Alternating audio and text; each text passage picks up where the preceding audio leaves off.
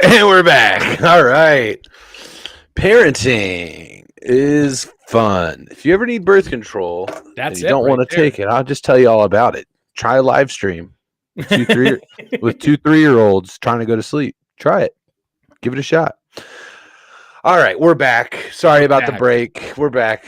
Hopefully, no more interruptions throughout the evening, but you never know. Life happens, and we're live.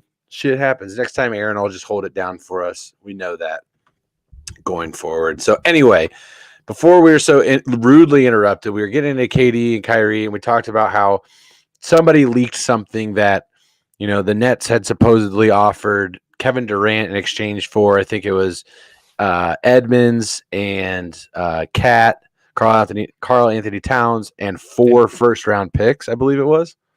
Yeah, Anthony Edwards, Cat, and 4 first.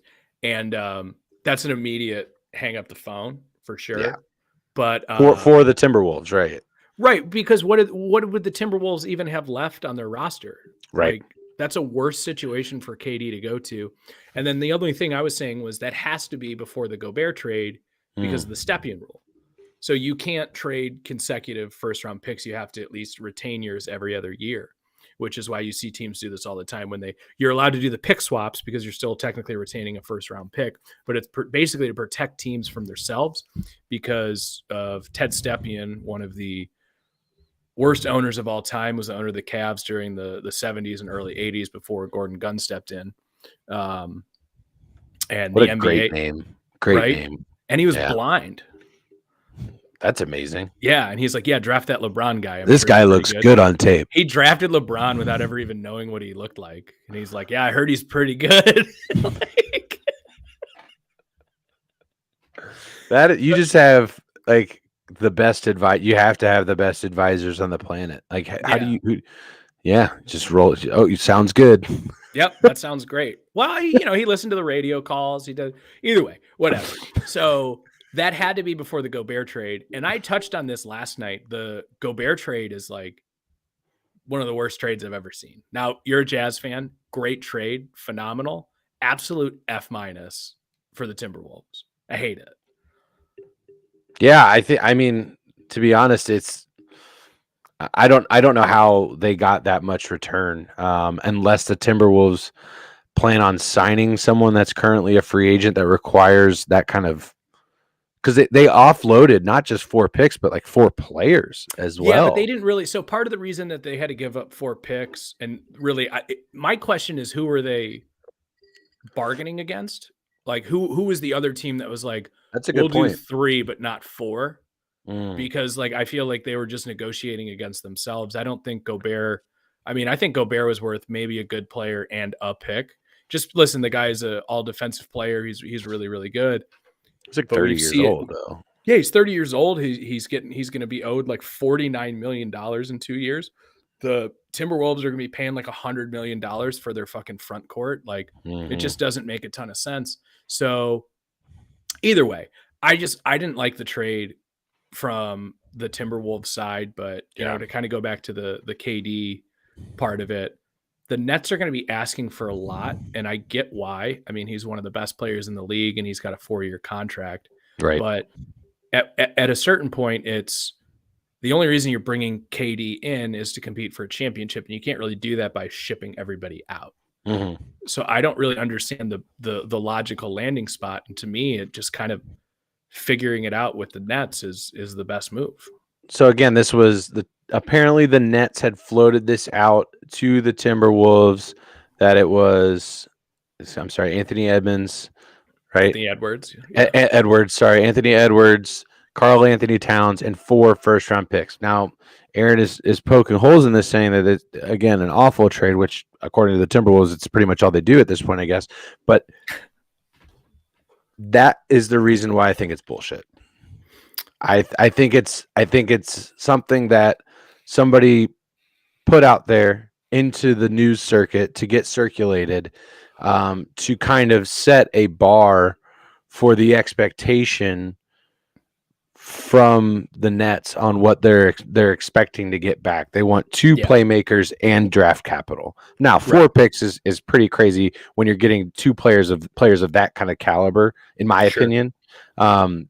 because again, what is KD going to go to? And I also think that I would venture to say that KD probably has the right to stop any trade that he doesn't agree with. He doesn't technically have a no trade clause, but Mm. also the other team is going to want some convictions that he's going to be there long term. But you see Right. it all the time with superstars. That just isn't really a thing. Right. So that's kind of why I think that this was something that was put out there to kind of set the bar, or at least aim high. And if somebody comes in just under that, maybe one star player with 3 first-round picks, then that's something that they could get behind, give themselves some more capital for the future. But again, that was the thing with the Timberwolves. It just looks like complete horseshit, because what are the Timberwolves then? If it's not Cat, what do we got there? We don't have anything for Kevin Durant to work with when he gets there. He's not a guy that's going to just put a team on his back and they're going to just win it all by himself. Not in this league. It requires more than that. So the only guy that we've really seen do that is LeBron, and I guess Giannis to some extent, right?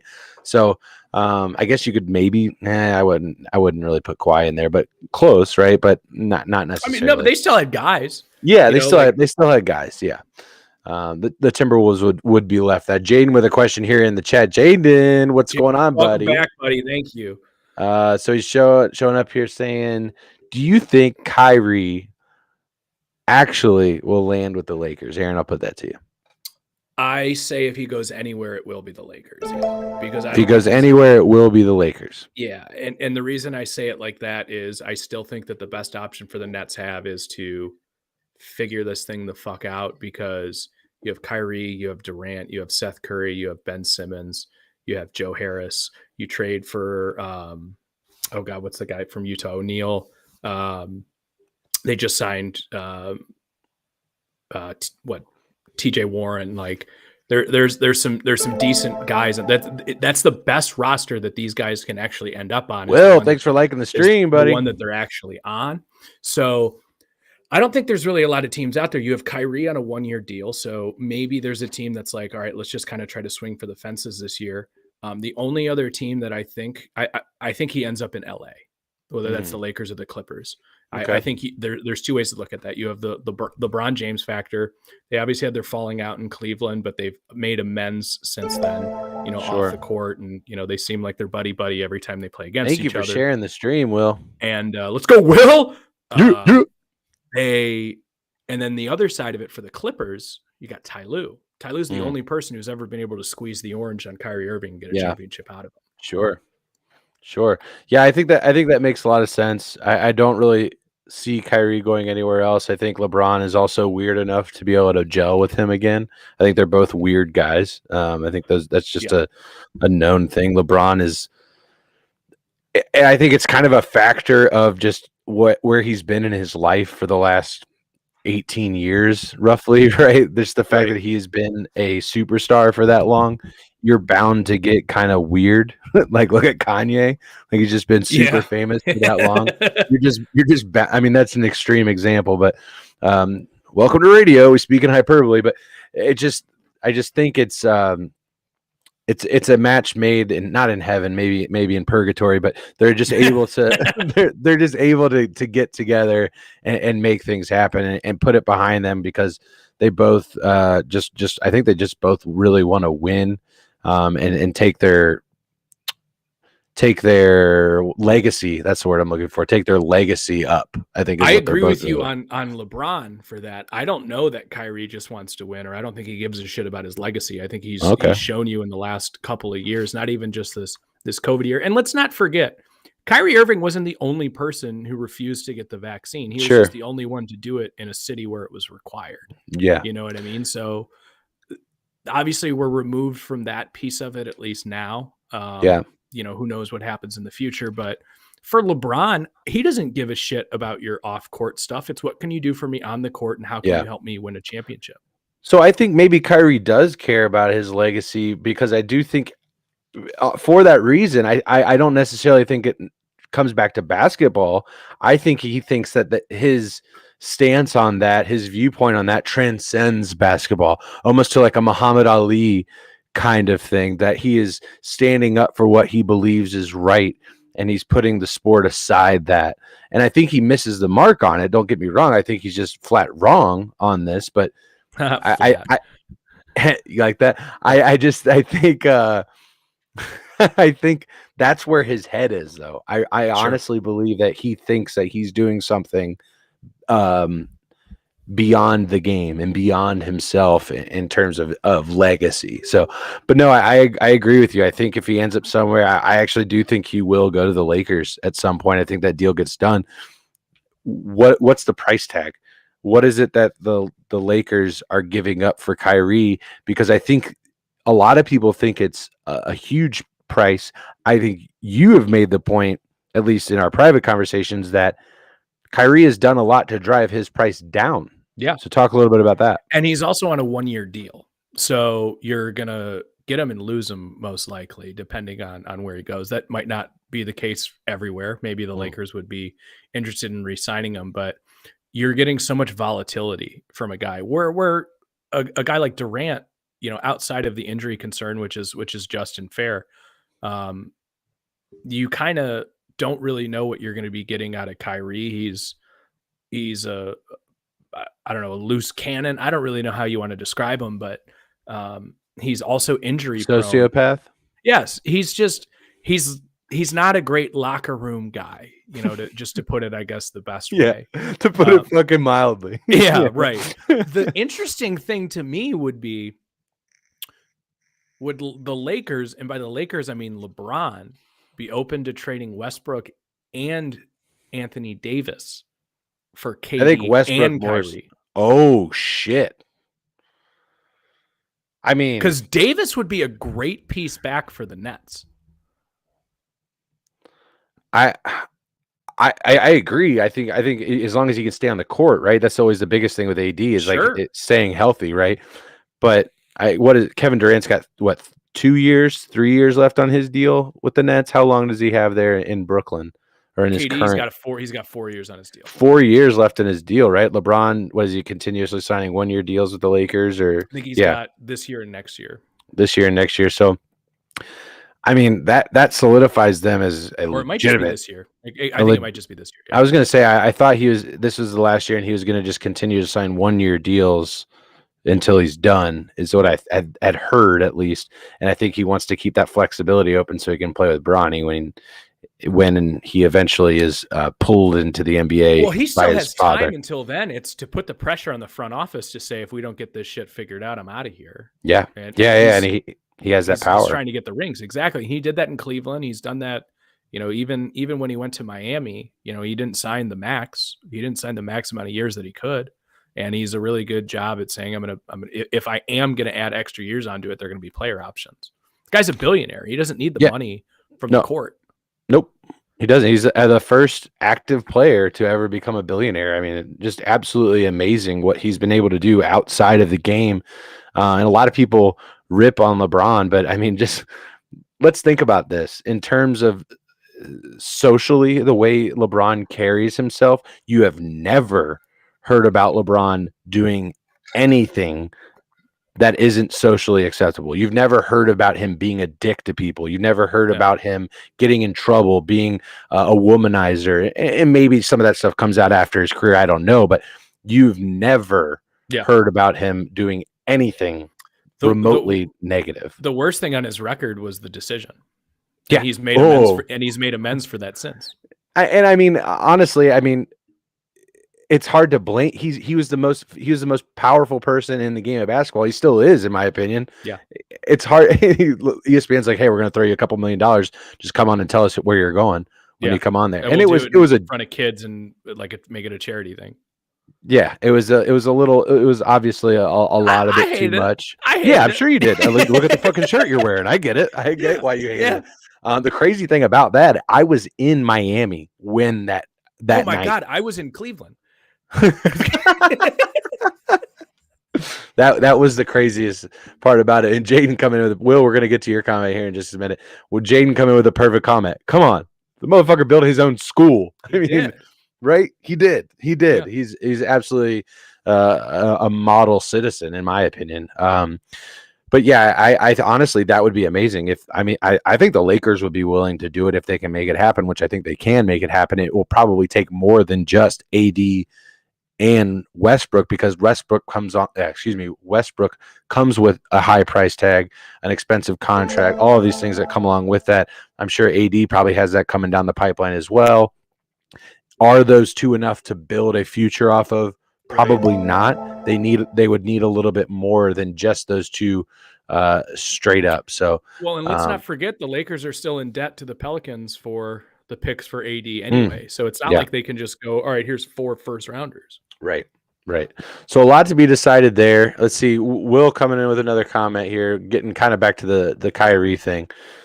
Says, I don't always agree with him either, referring to Kyrie, but I'm okay with seeing athletes stick to their guns. It's the public's fault if they make the mistake, or if they mistake athletes for authorities on social issues.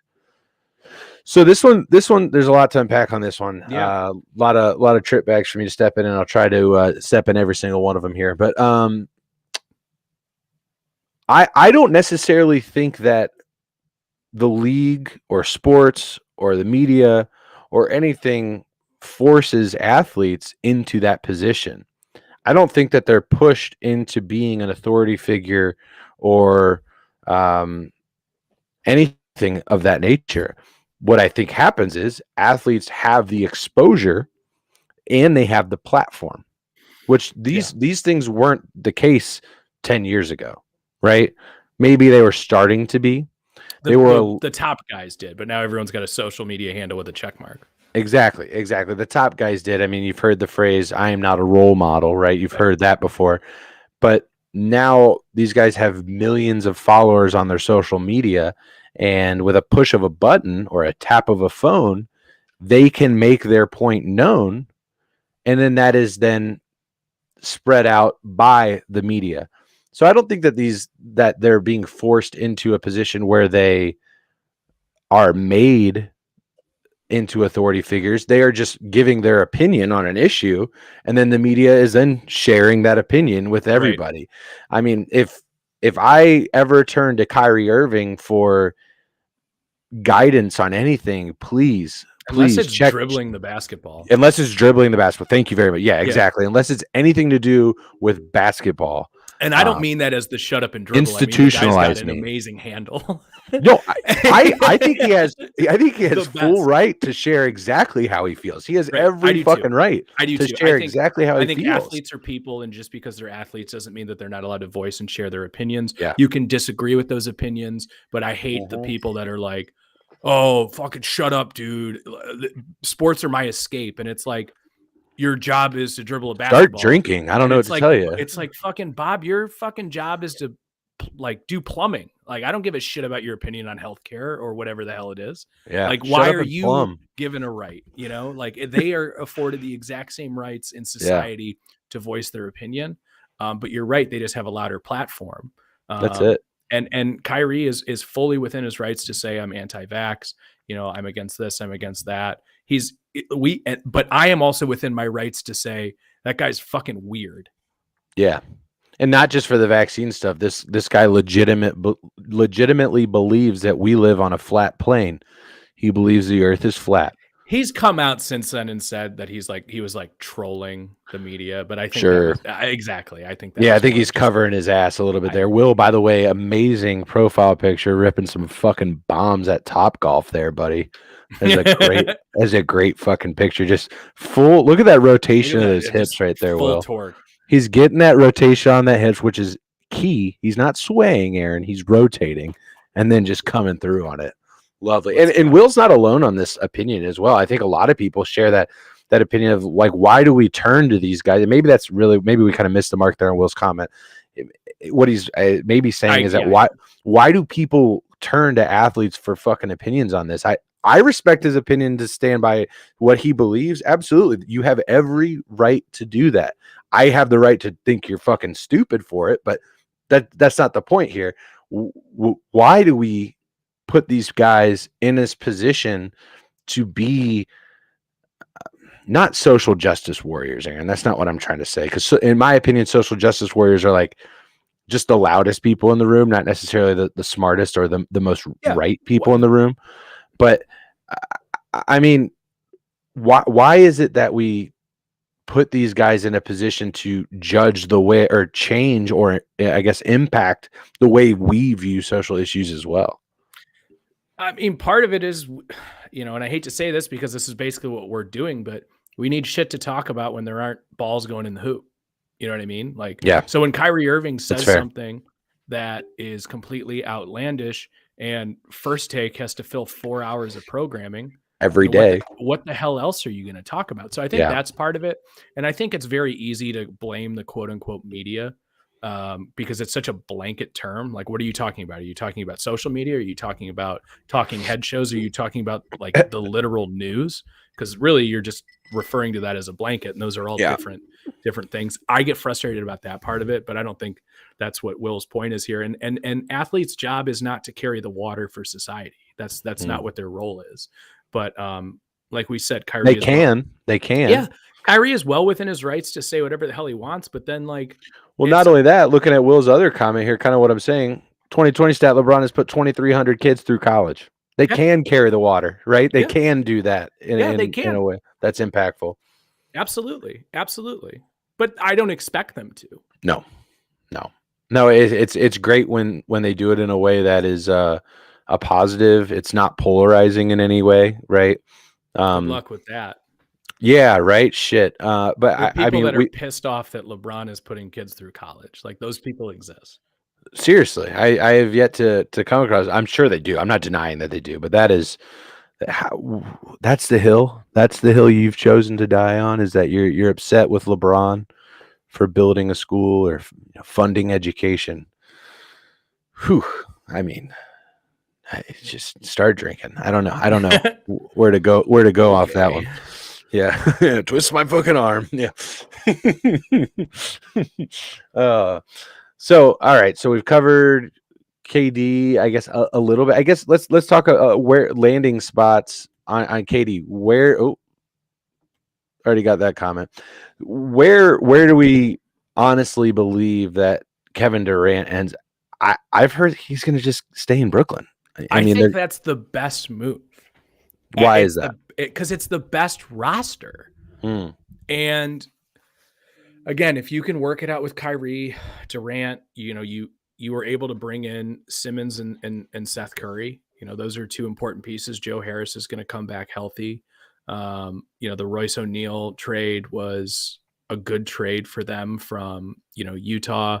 You're able to pick up Warren, who has had his injury concerns, but he was bubble Jordan. When we were in the bubble, the guy was just putting up 45 clean, but he just hasn't been able to stay healthy since.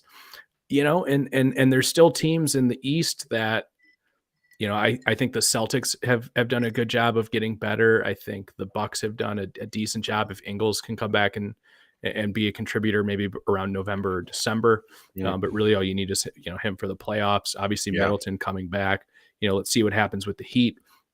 If it's not Brooklyn, and I mentioned this last night, the team that I think has the best chance of signing or trading with the assets while retaining a good core, there are two teams.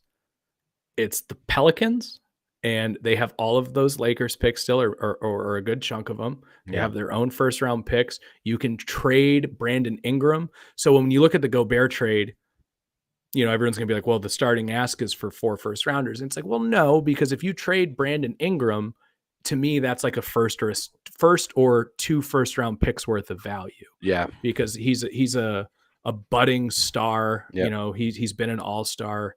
He's a 20-point 35 per game. minutes. Yeah, Somebody, yeah. exactly. So that's worth something, Brooklyn. And then you can pair him with Zion. And I think Talking Kevin Durant, you can pair Kevin Durant. Yes, exactly. I think that would be an interesting approach. The other one, and I had mentioned this last night, and this is shades of LeBron, the Oklahoma City Thunder. They have, I think 16 first round picks over the next 8 years. They have Chet Holmgren, Shai Gilgeous-Alexander, Josh Giddey. There's some stuff going on there. and they have all the picks in the world to just say, no, we're beating this deal. And what has happened to Durant in his career? He got 2 gimme titles in Golden State, and basically everyone's like, yeah, that's great. And now he has the monkey off his back that if he were to retire today, people won't say, yeah, he was great, but he never got that ring, which is a big monkey off the back that athletes need to get now, because without one, you're just nothing apparently, which I completely disagree with. Right. But if you go back and you win one in Oklahoma City, You're God. It's the same thing with LeBron winning one in Cleveland. It's just worth more. Yeah. It really is. It really is. And I think there are a lot of people out there that still discount Kevin Durant. People I know that they don't like him at all. They don't. They think he's a cheap champion, is what they call him. Which I push back on that, honestly, because who's the Finals MVP both times? It's Kevin Durant. He was the best player in those finals every time. Yeah, but who was the guy who couldn't beat the rest of that team the 2 years prior? I'm not discrediting that. I'm not saying there's anything that I can say that'll change that perspective.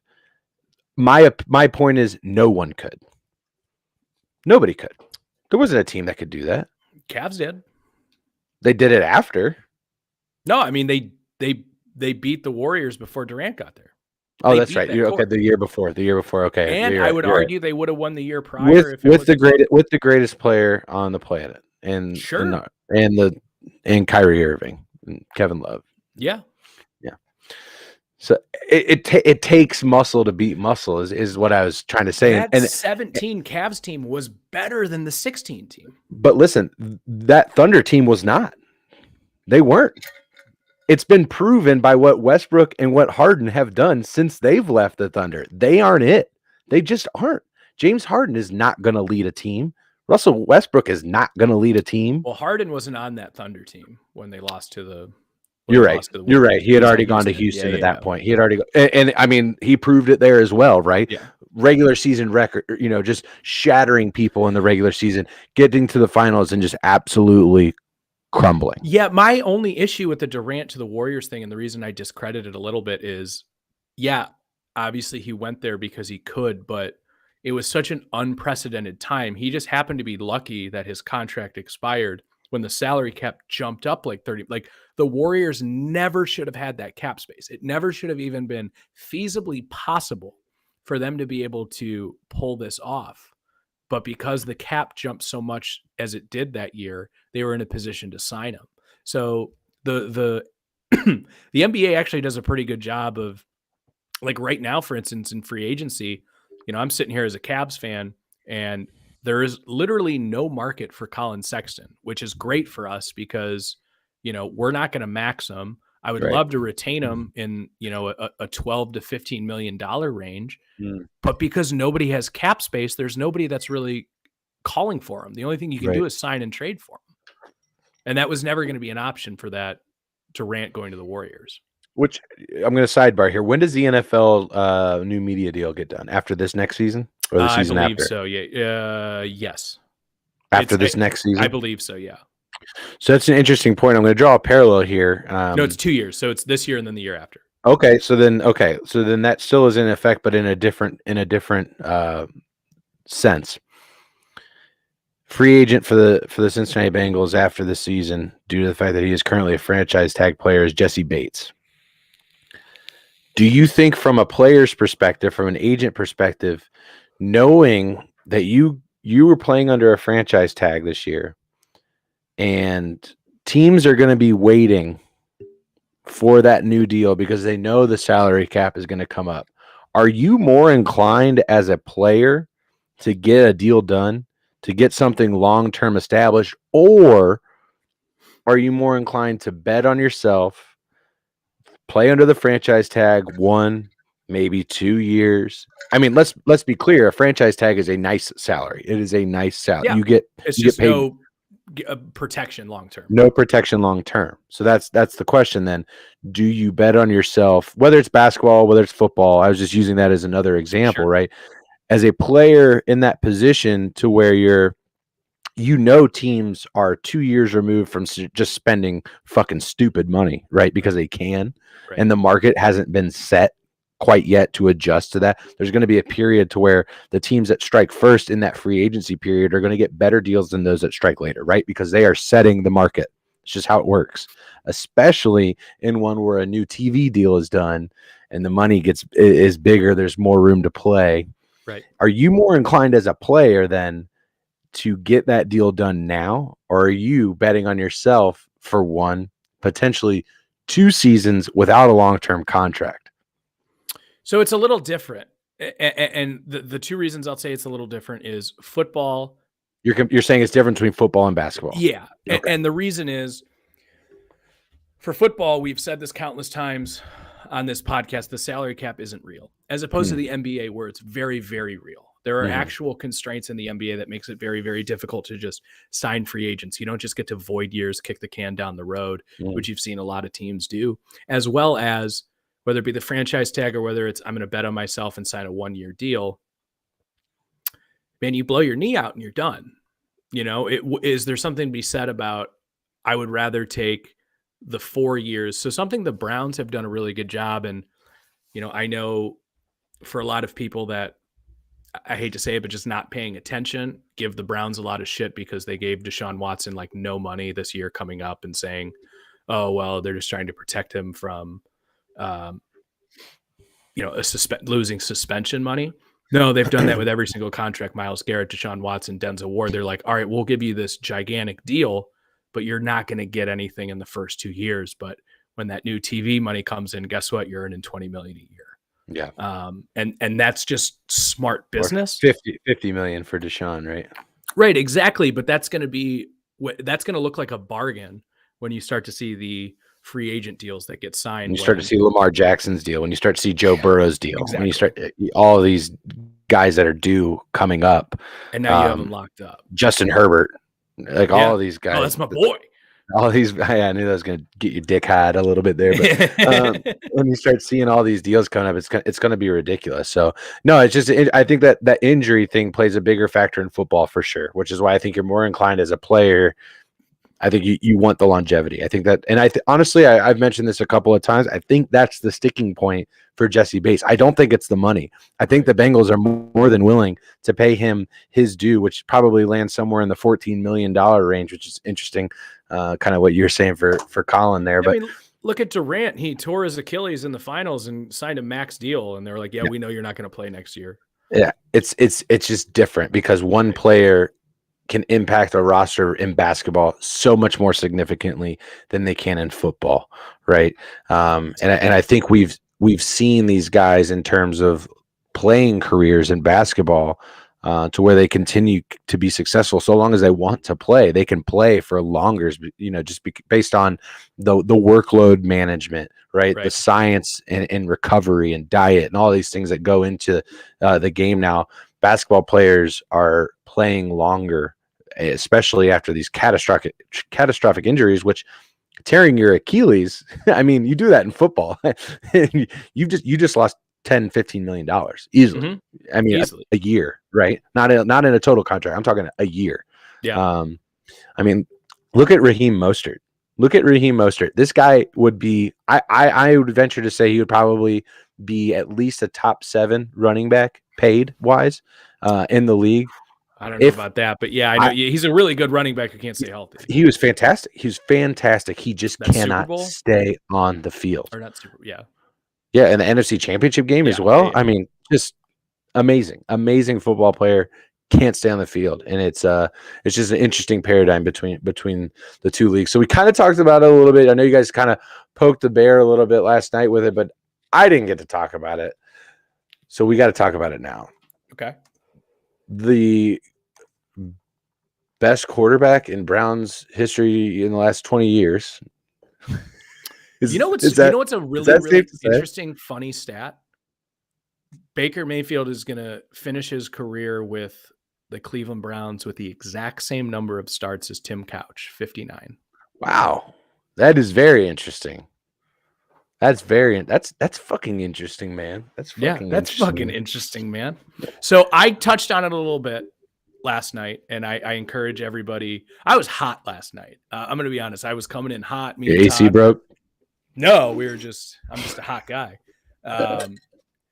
But I kind of got a lot of it off of my chest last night. I encourage everyone to go back and listen to it, and I'll obviously dip my toe back in the pool here tonight. And you can find all those videos on our YouTube page. So I want to hear your opinion on this, and then I kind of want to bounce off of your thoughts here. Well, I'll be honest. I didn't hear your opinion last night. Okay. I can get into it. No, I want to hear yours, but me first. But I kind of have a rule. I don't listen. I don't listen to my own podcasts. I do that. I get weirded out especially when I'm doing it. Yeah. I don't like hearing my own voice. So I just let it out. And sometimes I say some shit that I'm just like, why did that come out of your mouth? I just don't want to hear it again. So I'll listen. I'll tune back and listen. Like I remember it was probably like 2 or 3 weeks ago where I was on with Todd and Bobby and they mentioned like I had to do the whole Deshaun thing, talking about it like I do every week. They're like, no, man, you handled that pretty well. And I was like, I'm curious to actually go back. Did I remember what I said? But I was like, I bet there's something in there that is going to make me cringe. And it really didn't. I felt the need to go back and just kind of like re-listen to it. I can understand that part. But also I was like, touching myself, watching myself talk. I'm just kidding. God damn, this guy's good. This guy's really good. So Baker to Carolina for a fifth round conditional and split money. It's a conditional. Baker actually took less money to make it happen. Yeah. So he took $3.5 million off of his guaranteed contract. Now he can earn all of that money back in incentives. So it's just an interesting move from Baker. So Baker was willing to lose money to leave. So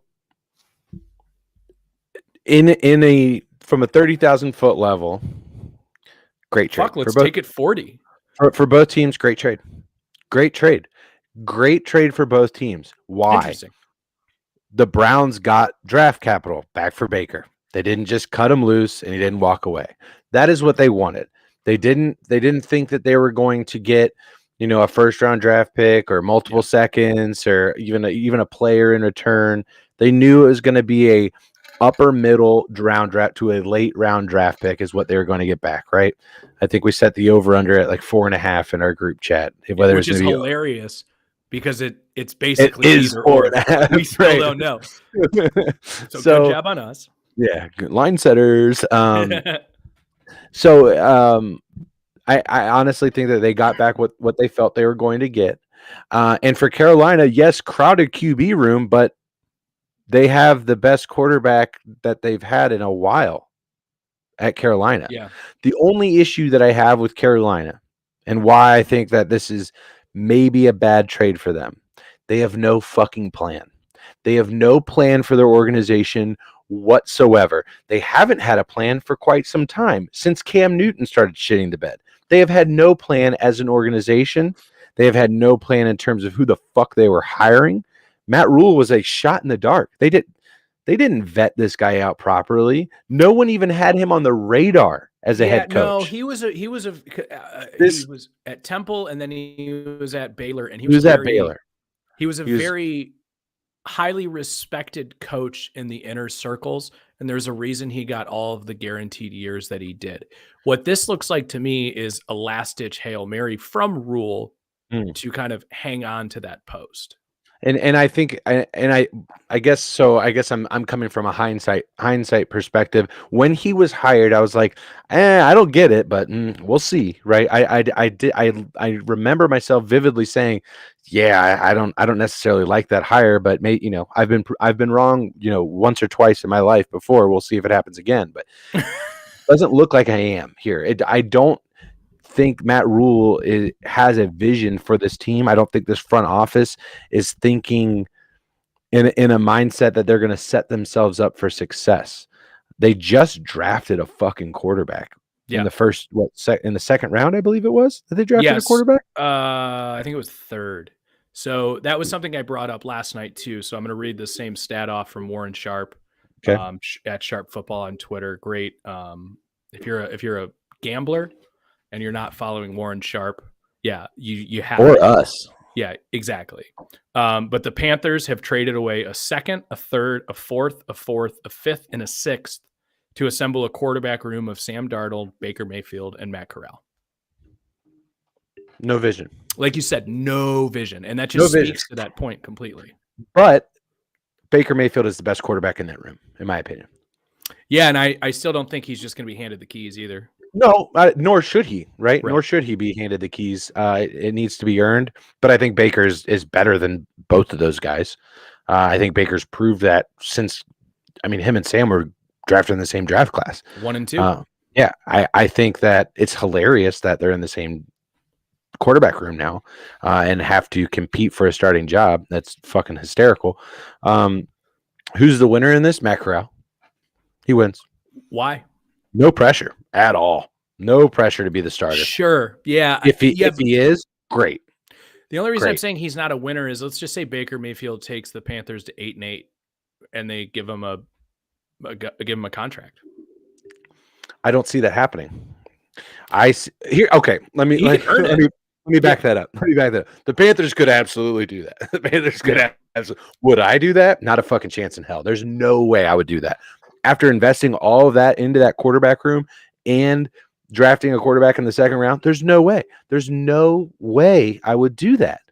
Here's what I do. If I pull a Jimmy G, if Baker goes 8-8, I trade him. I find a way to sign and trade, doing something to getting something back for that. Same with Sam. Yeah. Same with Sam.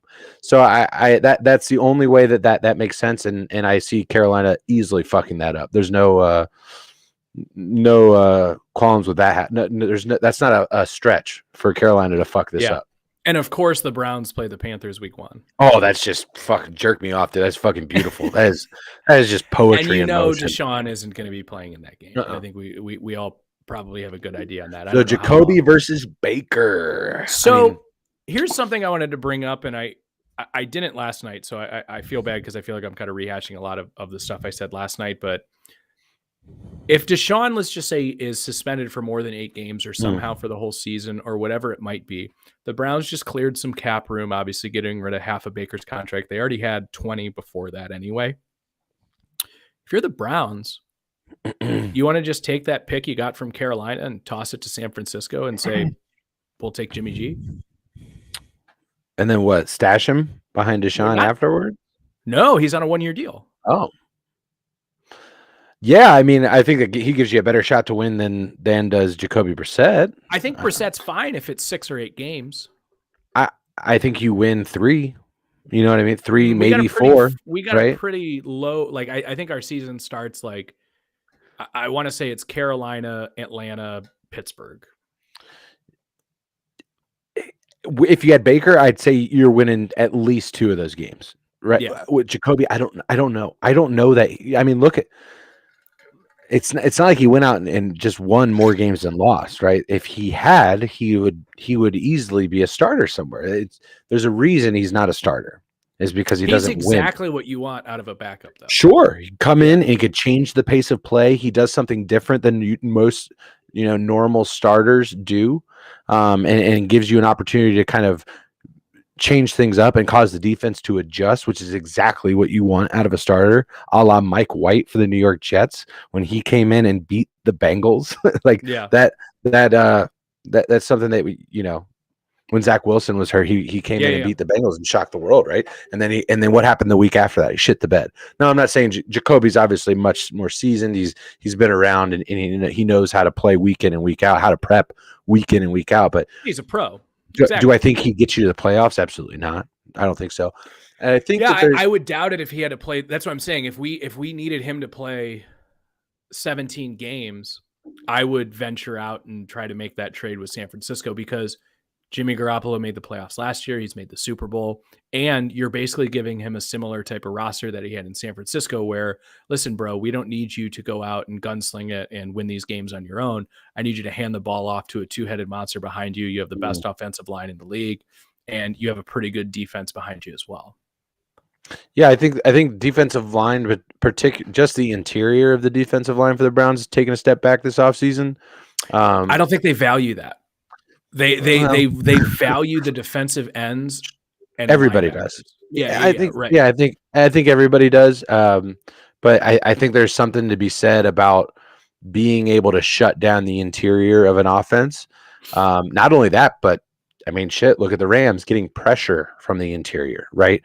Being able to disrupt the quarterback from the interior, that can only make your ends better as well. So I just don't. I'm not saying that it's key to a defense. I just don't want to discredit it as valuable, or just to say that you won't see that impacting the Browns next year, because unless these guys step up that are filling these voids that they now obviously have on the interior, I think there will be some things that we notice. But yes, still, I mean, great pass rush. You've got one of the top corners in the league that you just locked down, and obviously Chubb and Hunt, being who they are, probably best running back combo in the league, I would venture to I say. don't even think it's a question. I don't. Yeah, I was trying to think of another one that I kind don't of even gets think it's a there, but question, and not even that. Like, let's just say one of them goes down. Oh, you have Dearness Johnson also, yeah. Mm-hmm. and then the Ford guy they just drafted from Cincinnati. Sure. Devin Ford, is that his name? I don't even. I can't know. remember. We're not there yet. He's not there up enough on the roster right now for me to Not yet. know his children's name and some stuff. Yeah, you'll get there. I'll get there. But yeah, but a lot of those are also improved by the quarterback's ability to play. Carl, thanks for liking the stream, man. What's Carl? Hot Carl. I think a lot of those, particularly a defense's ability to perform on the field, stay fresh, get after the quarterback, play loose, all of these kinds of things are imperative on the quarterback's ability to keep the offense on the field, keep the defense off the field, right? The ability to sustain drives.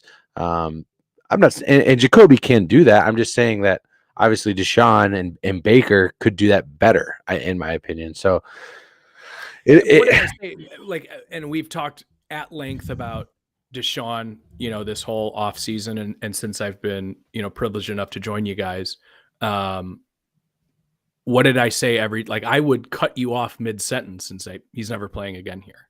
And I was dead on about that. Talking about Baker, yeah. Yeah, I'll toot my own horn a little bit there, but sure. I knew, yeah, but literally it had taken so long for nothing to happen that the talking heads in the media kept saying, well, maybe the best move for Baker is to just make amends and play in a 1-year deal, and he's not going to play on a better roster, and he can earn himself some money in the offseason. I'm like, no fucking chance. It's not going to happen. And he clearly didn't want that to happen. He took less money to get the fuck out of there, right? Yeah. He didn't want to be there. Yeah. And I think he's got one more year left under contract with Carolina. So go in. It's a good situation for Baker, honestly. It can be. Go in, prove it, either get a contract with Carolina or get the fuck out of there. Go to a team that needs somebody, needs an additional stopgap. And if he just becomes a journeyman and makes $15 million, $20 million a year, just hopping around the fuck. I think you're going to see with the way the veteran contracts continue to progress. We'll see. Let's just call it relative, though. Sure. I mean, who's to say that Seattle won't come calling next year? Yeah, maybe. If Drew Lock's the fucking answer, I don't know. Yeah, but there's always going to be teams every year that the thing we're forgetting is what's the most valuable contract in the NFL? A rookie contract. A rookie, yeah, but a rookie quarterback contract. Yeah, first round rookie. Yeah. So that was the one thing I kept saying with Seattle is I think the reason they're content throwing Drew Lock out there is tank. Hey, maybe we get fucking CJ Stroud. Maybe we get Young. Maybe, they're by all accounts, this next quarterback class is a lot better than the one that we just saw where Kenny Pickett is the only first round quarterback. And we never see drafts where the first quarterback is taken in the 20s. Right. Even if it's not number one, it's so like weird. 2, 3, or 4. Right. It was a really weird year where, quarterbacks were just at a discount. But even then, if there's a guy that you have any shrivel of hope for, you trade for pick number 32 just so you have that extra year option on him.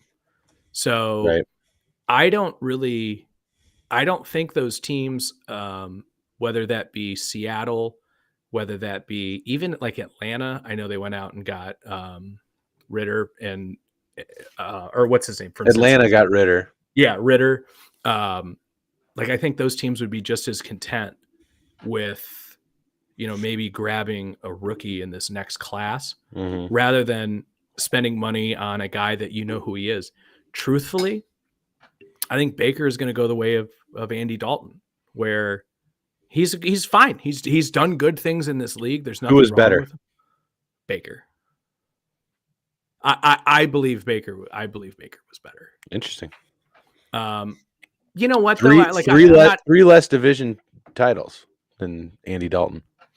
Sure. Yeah, I don't know. Like I could be. It's a good comparison. It's a good comparison. That's what I'm saying. I think what you got out of Dalton's contracts makes him better.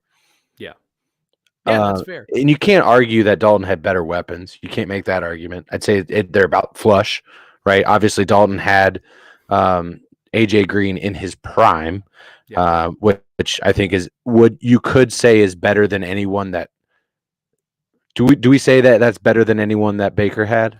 100%, because OBJ was never healthy the entire time. Like, it was a different version of or him. Sane. And for as much love as I have for Jarvis Landry, he is a slot receiver possession playing guy. Exactly. He was never going to be AJ Green, who can take the top off the defense. Yeah. And so for those of you that are not understanding what I'm saying, X, Y are your two exterior wide receivers, and Z being that slot guy. So he's never gonna be an outside guy that does that. He is a yak guy, right? Yeah. He is a catch the ball and then make something happen kind of guy. Or and catch the ball and roll over, which is fine. You know what I mean? When it's a 12-yard pass. Sure. So I guess just kind of comparing. I mean, Dalton had the early parts of Joe Mixon.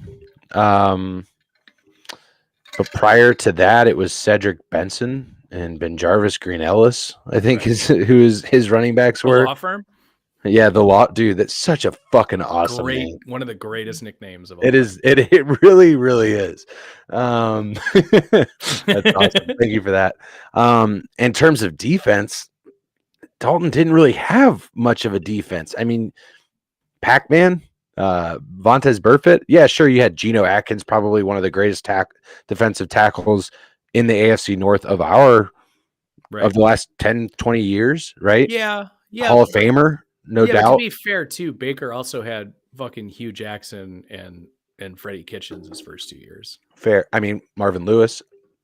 Marvin Lewis deserves another head coaching job. Am I wrong? Nah, I think you're wrong. You think I'm wrong? Yeah, okay. I think Marvin Lewis deserves another coordinator or better job. Does he not have one of those? Nope. Or is he a consultant somewhere? At Arizona State with Herm Edwards. Oh, okay. Okay, that makes sense. Just boys. Yeah, I mean, he's like Jason Garrett-esque of like, I don't like him as a coach, and I don't even necessarily like him as a coordinator. I think. Listen, he won a Super Bowl as a coordinator. Who's with the Ravens? Marvin Lewis did. Yeah, that's awesome. Yeah. So here's my as a Bengals fan, my opinion on Marvin Lewis. It was time for him to go. It was time for Marvin Lewis to be done. 16 years, no playoff wins. I think 5 division titles, which is great, good. Every 3 years, you're winning a division title. That's pretty good, especially in the AFC North where it's so competitive. Every year after year. I would say it's the most consistently competitive division in football. It might not every year be the best. Other than the fact that every year they're fighting to see who sucks the most, the NFC East has had the most consistently. They haven't had a repeat division champ. I think it's 16 years in a row now that a new team has won the NFC There's always East. One team that runs that division. And I get what you're saying. The rest are terrible. Right, but what I mean from a competitive standpoint is, I agree. Week 14, I still don't know who's winning that division. Correct. It happened this year. I was going to say we had the Browns who missed the playoffs, who still had a chance of winning the division at the end of the week year. 17. Terrible. Yeah, in week 17 they had a chance. So, in that light, it was time for him to go. Marvin Lewis, that is. But I am almost of the opinion that they need to build a fucking statue for Marvin Lewis outside of Paul Brown Stadium. And the reason I say that is because before he got there, The Bengals were the worst franchise, not in football, in sports for that decade prior to his arrival. The 1990s Cincinnati Bengals are the worst franchise in sports for the 1990s. Worst winning percentage of any professional sports team in the United States of America. When Marvin Lewis got there, things changed. They modernized at least a little. I'm not saying the Bengals are a trendsetter as a franchise. Sure.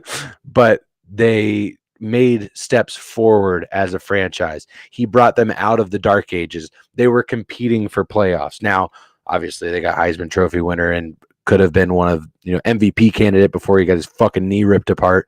Carson Palmer, who they sat for a year and then started, and then they started that trend too. Sitting him a year? Sitting your like number one overall draft pick. Yeah. So Carson Palmer, and then they fell into AJ Green. So and then Andy Dalton as a second round draft pick. Great value for Andy Dalton, for what you got out of him, right? Right. Coming out of the second round, you don't see that kind of success typically out of those draft picks. So, bringing this franchise to the point to where they're at now, and he brought it up from where he left. The franchise was in a better spot than when he left it. And I have nothing but respect for Marvin Lewis from what he was able to do. He galvanized an entire generation to be Bengals fans. I got more into the Bengals because of what Marvin Lewis was able to do to that team and make them competitive. Are you really going to build a statue for a guy who never won a playoff game? No, I was speaking in hyperbole, Aaron. We've been over this, but I know. Okay, no, but I just want to bring this full circle a little bit. So I see what you're saying. I see a little bit of parallel to the Baker situation with Cleveland. Mm-hmm. Okay, so I understand that the Cleveland Browns have not been a franchise of excellence, trendsetters, or however we want to put it. I understand. So you can relate. I can relate. So for Baker, for instance, number one overall pick, did some good things, won the first playoff game for the Browns in fucking eons. Brought us back tons of energy behind the team. Swagger. Really, really helped change the culture here. Yeah. And make the Browns a team that you don't just look on the schedule and go, well, that's a dub. Right. You know that's going to, at the very least, be a dogfight. Nice pun. Exactly. We get the easy puns here. I said this last night because I was getting really hot and heated about Baker, and I had to take a deep breath and take a step back and say, thank you, Six. I appreciate everything that you did here. I don't want this to be don't let the door hit you on your ass on the way out, because I don't feel that way. But at the same time, you underperformed, man. It's a business. You know what I mean? So for Marvin Lewis, for instance, I kind of see a little bit of, comparison there, where it's yeah, you did do a lot, but just because my team has been shit my whole life doesn't mean I have to applaud mediocrity, because that's not my goal. Yeah. No, I can appreciate that. And from that sentiment, I would agree with you. Yeah, absolutely no statue. But I am grateful for him. I am too. Right. And that's what I was more saying in terms of the statue. But I'm grateful for what Marvin Lewis, and I think similar to how you feel about Baker, is I'm grateful for what he did for the franchise. He made the franchise better from when the expectation changed when he left. When Dick LeBeau was our head coach, when Dick LeBeau left, the expectation was not playoff wins. The expectation was to be in that fucking in the hunt picture in December. That's what the expectation was. 6 and 8 in the hunt. Right. That's what the Lions' expectation currently is, right? Right. So if Dan Campbell leaves the Lions, and now the expectation is win the division or be in the playoffs or bust, then Dan Campbell did he did a service to the franchise. Did he do his job? No, your job is to win Super Bowls. That's what your job is.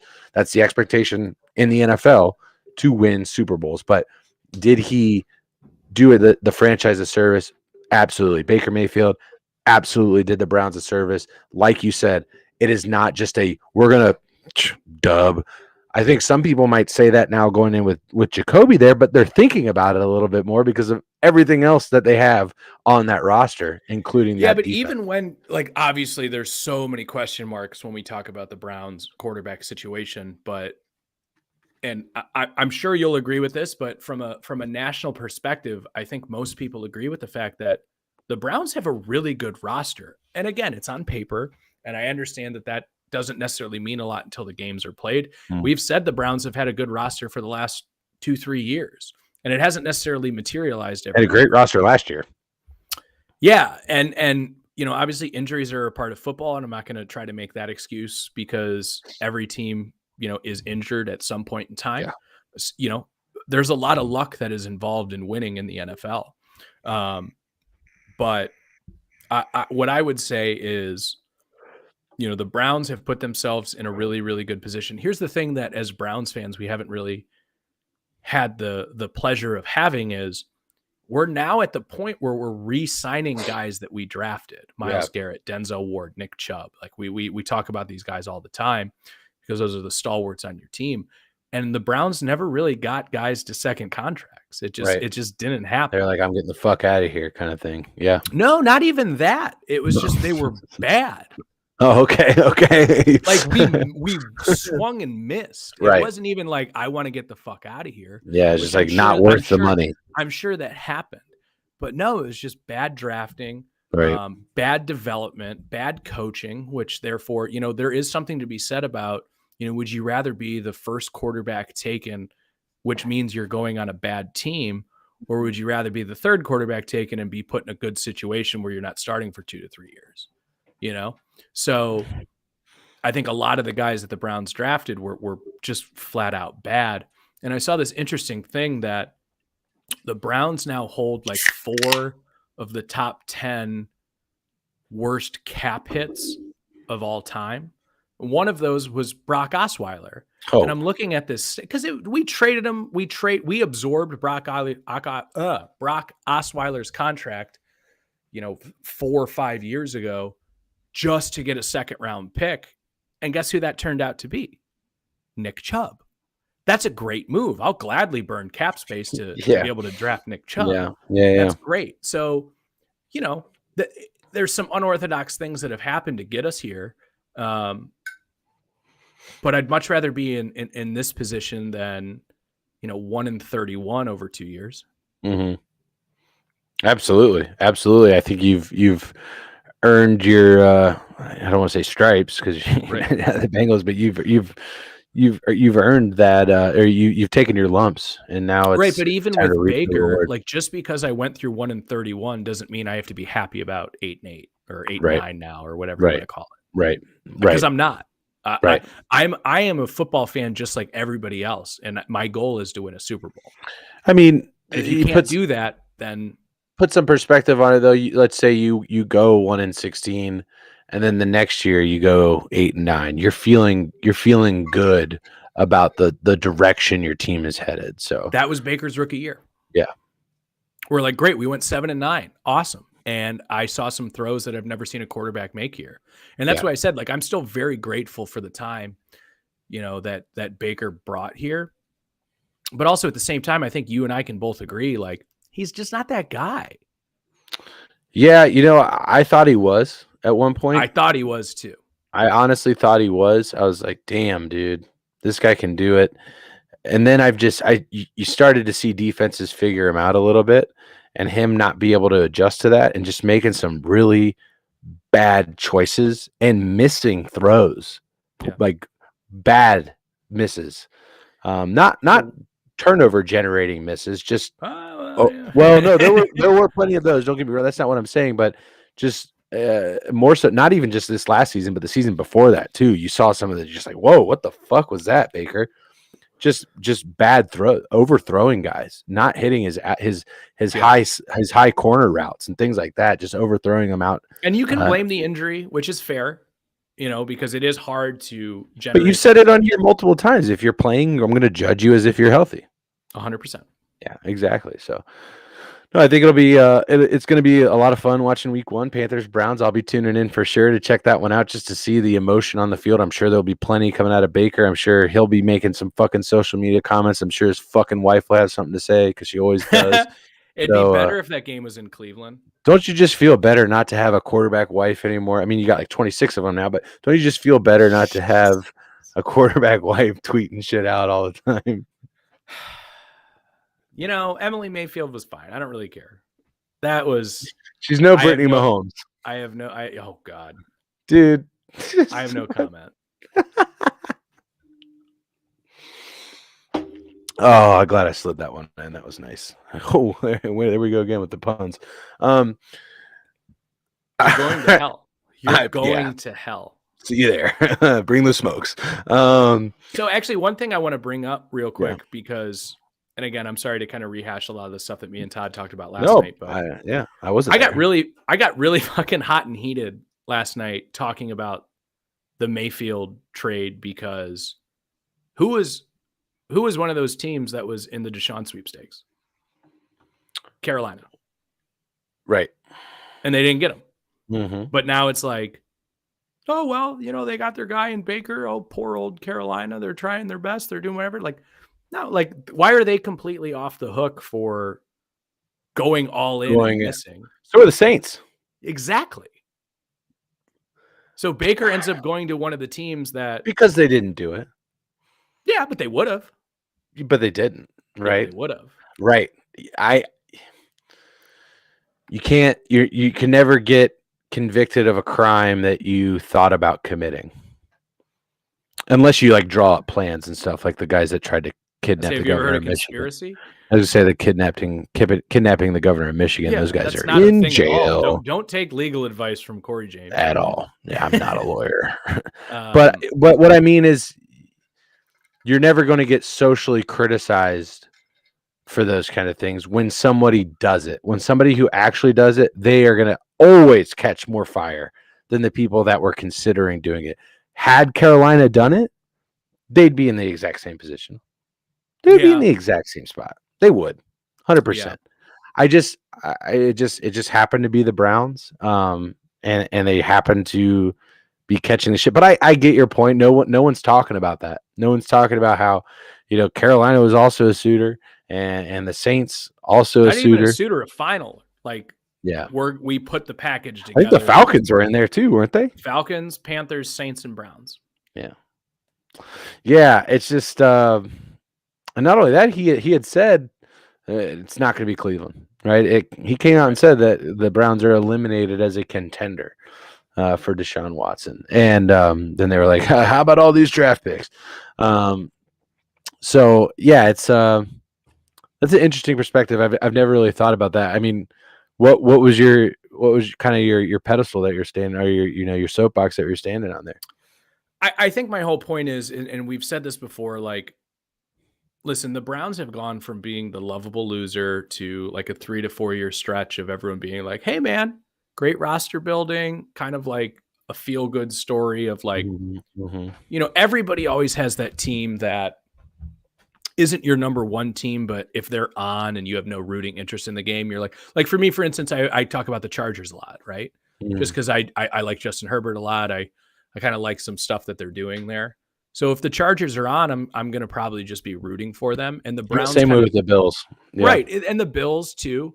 The Browns kind of turned into that team for a lot of people, and I just don't think I'm used to the fact of being like enemy number one. And it's kind of hard to deal with from a fan perspective, because I've said this before, like, I don't like Deshaun Watson as a person. My team traded for him. I'm not going to stop loving my team. Like, if you can put yourself in the shoes of, and I know it's hard to do because you have Joe Burrow, but let's just say you were in the same situation as the Browns and the Bengals made that trade. I know you as a person to say, I don't like this person. This guy's a piece of shit. But I don't think you'd stop being a Bengals fan. No, and I can somewhat relate, being that, Pac-Man Jones and Vontaze Burfict were on my team. Right. Odell Thurman was on my team. Chris Henry was on my team. The Bengals have had Hardy Nickerson, the guy they drafted that was in jail when they drafted him. Mixon. Joe Mixon. Yeah, shit, right? Much different situation. Joe Yeah, and I don't want to Mixon's. tier it. I don't want to say one's worse than the other, which Well, well, it is, but that's what I'm saying. But what I'm saying, okay, but if you have 12 guys that are pieces of shit, you know what I mean? Like, no, but what I mean is, how do we rank that? no, but yeah, no. What the point I'm trying to make is that I can understand getting. I know what you're feeling in a sense that I know what it's like to be a fan of a team that the public hates one of your stars. They think that they're a piece of shit. They shouldn't be in the league. That the organization is then flawed for investing in that asset due to their off the field issues. So I can relate to that, and there's never been a wavering of my fanhood.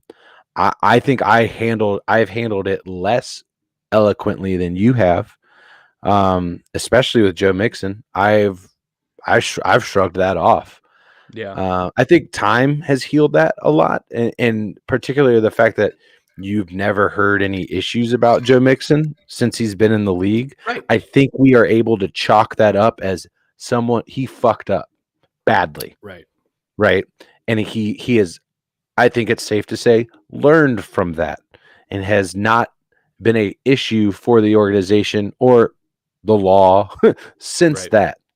So I think there's a little bit of, I guess, solace is the word. I can take solace in that fact that it's not habitual, but I can relate to that. I don't think it's ever been as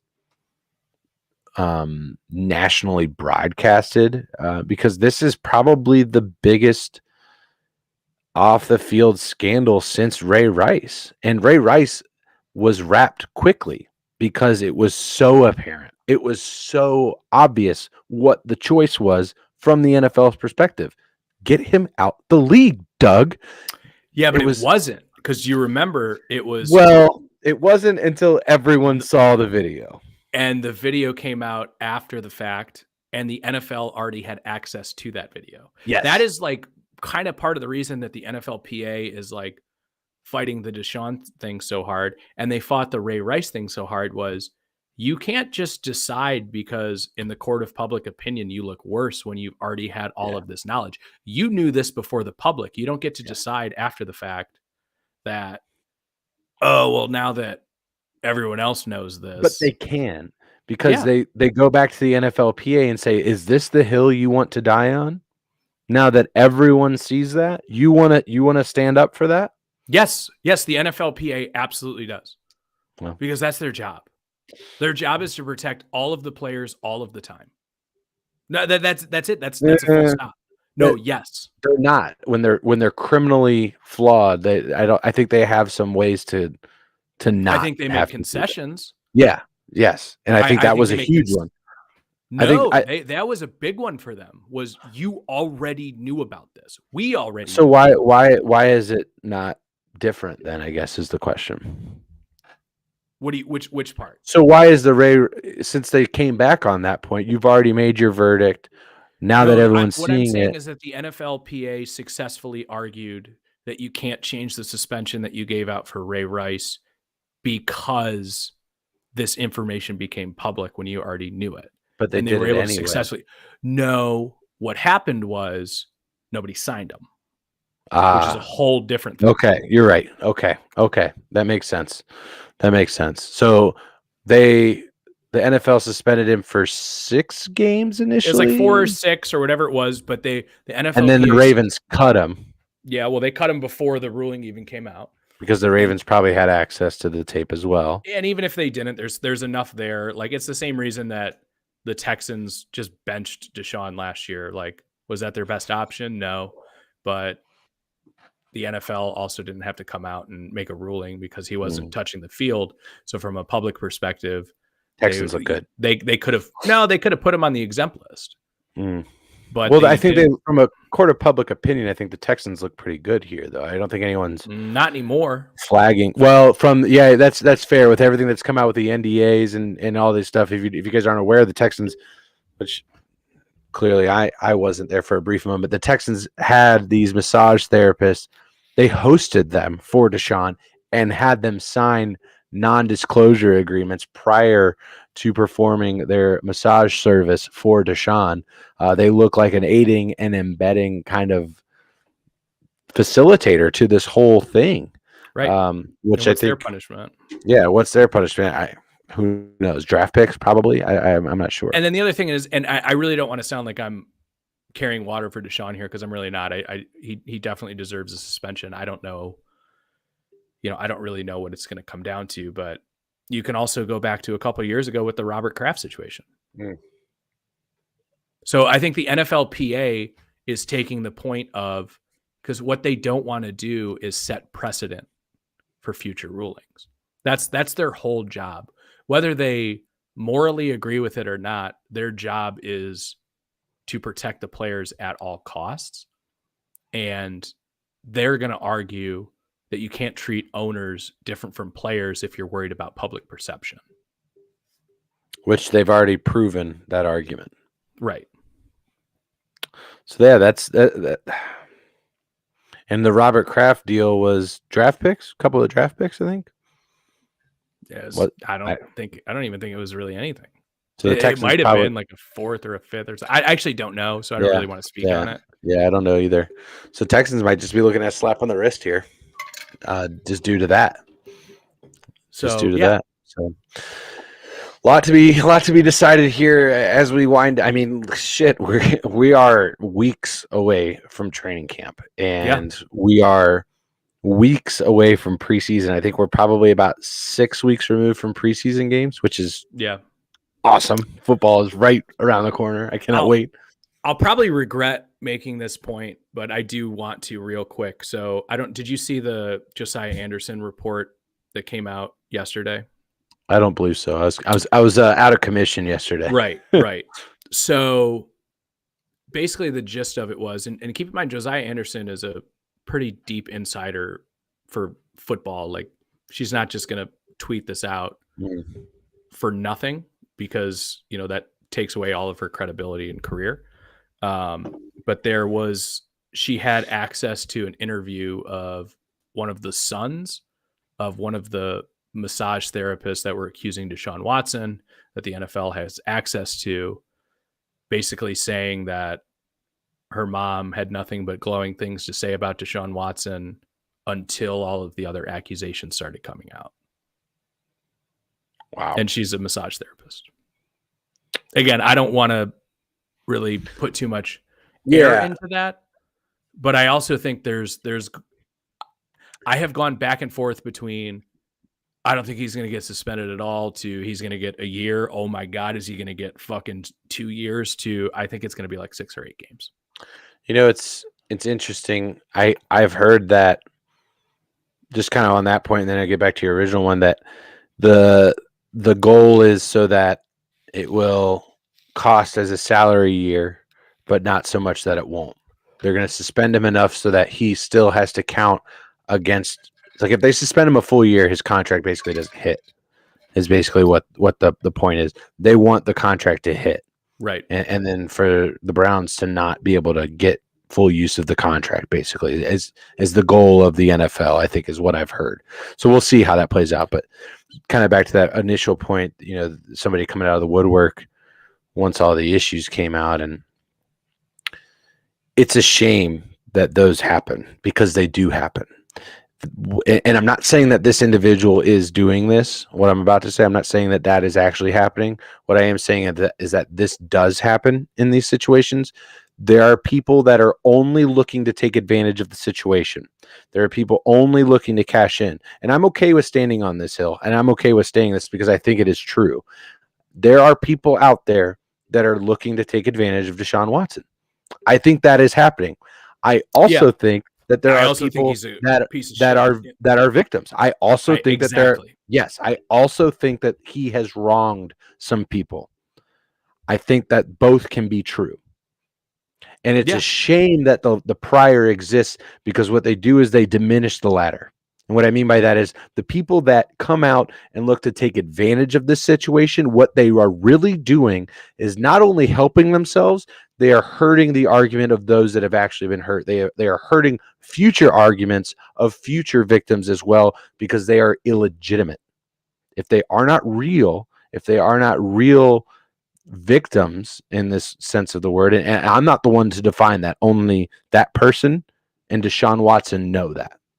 If they are not real victims and they are really, what they're really doing is hurting the future prospects of victims to receive the redemption that they deserve in these heinous acts, right? And I try to put that as eloquently as possible, as tiptoeing around landmines. It's hard. There, it's hard to tiptoe around. Now, I honestly believe that. I believe that to be true. No, and of course it's true, but it's so much more. There are so many more victims than there are people that I think take advantage of it. You know what I mean? But if you can discredit one person that is arguing that they're a victim, it makes you question the entire validity of the rest. And I think that's exactly the point that you're trying to make. Absolutely. And the other thing that I heard too, because we had talked about, are the Texans blameless in this? Which the answer is no. No, right. And I think it was Albert Breer that said this, that there might be a compromise that is made where, as a fine, because keep in mind, Deshaun Watson was just benched last year. He wasn't put on the exempt list or anything, so he still got paid his full contract. That as a fine, Deshaun Watson will have to pay back his entire year's salary from last year, count it as time served, and then get like a 6 or 8 game suspension this year, because it allows the NFL to kind of dip their toe into both sides. I don't know if that's going to happen, but I have heard that kind of be floated around a little bit as well. Yeah, I think what they're going to try and do is make it sting the most. I think the league wants Deshaun Watson to play, though. I think they need him to play. He's a young star in this league, and so I think they want to do is they want to hit his pocket, and they want to hit the organizations that are involved now and previously. Yeah, and I think that's what we're going to see here. So I need to ask you, Aaron, are we diving into the college football conference talk tonight? Yeah, let's do it, man. I got nothing but time. You got nothing but time. Let me share. I'm going to go ahead and share this. We're going tomorrow. Strong. We're good, man. I'm sharing it right now. Getting some more people up in this busy. We're going strong, ladies and gentlemen. Share with your friends if you're hanging out with us tonight. We appreciate you. If you don't already, go follow us on Twitter at rally_Tau_S. We're going to start making the Twitter block hot. Aaron, I'm all over the Twitters. We got to get you. We got to get you on that rally. We got to get you access to that one, because you are all over the Twitters. And not only that, Aaron just is a god at tweeting. I don't know what it is. He's a good tweeter. So we just got to get him on there. So, thank you. You're welcome. Let me get this graphic going here. Update us on what is going on in college sports, Aaron. It's a fucking madhouse, Corey. Let me tell you. So obviously there's all the, name, image, and likeness, and everyone has basically kind of come out and said, are we better with college football having, a tiered system of, you have, your Division I. We kind of have it now, but you have 200 plus teams playing college football, 90 guys a roster. You do that math. I'm not gonna, but the Big Ten is looking to absorb UCLA, USC. Now, confirmed. Yeah, exactly. So from a logistics standpoint, that makes no goddamn sense at all. Right. At all. I would love to see UCLA show up in fucking East Lansing in December against Michigan State. Right. But that's why is that not going to happen? They're going to schedule it to where those guys are out there earlier. Maybe, but you also are going to have West Coast watching 10 o'clock games. It's going to be like Sunday. Oh God, that's so awesome. For that, dude. I lived in Mountain Time Zone. College football It's better. Saturdays were amazing. Yeah. Amazing. I'm at a bar at 10 o'clock in the morning, and then we're bar hopping. We're doing our thing, watching college football. And then at like lunchtime is when the second wave of games hit. And then I get home and I have dinner. And at Yeah. fucking 6 o'clock, the late games start. Dude, Yeah. best time zone for So football. my Hands down. only Go ahead. comparison to that is in my lifetime, I lived in the central time zone for a little bit, but I was Mm, like 8 years old. yeah. You know what I mean? And my only Couldn't even benefit read. no, my only benefit to that was I only had to stay up to 11:30 to watch Conan. You know what I mean? And that's like that was cool. That's But awesome. or fucking 10:30 to watch Saturday Night Live or something like that. Yeah. It wasn't Yeah. staying up that late for my Yeah. like my parents were like, that's fine, it's whatever. Yeah. We're cool with it. My comparison to that is probably like 4 or 5 years ago. I was like, yeah, let's just go golf at like 11 or noon or 1. No, dude, I want to golf at 7 or 8. Yeah, I got to get up early and that's going to suck for a little bit, but I got the whole day after that because 4.5 Yes. hours is a lot easier to do at 8 or 9 in the morning as opposed to playing 18 at 11 o'clock. And next thing you know, it's 5 or 6 and you're done. You're done Yeah. after that. Right. I got to one of the best experiences of my life was going to Ohana Music Festival in it's between San Diego and Los Angeles. So it's north of San Diego, south of Los Angeles. It's Ohana Beach. It's Eddie Vedder's Music Festival.